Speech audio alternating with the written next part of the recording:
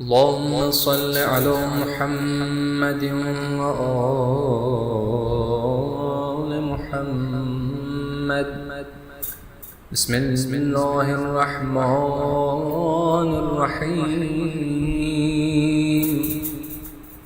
اللهم اجعلني فيه إلى مرضاتك دليلا،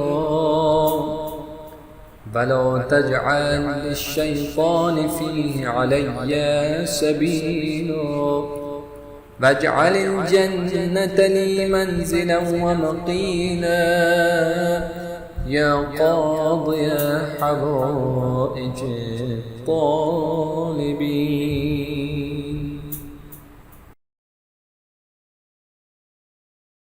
اللهم صل وسلم وزد وبارك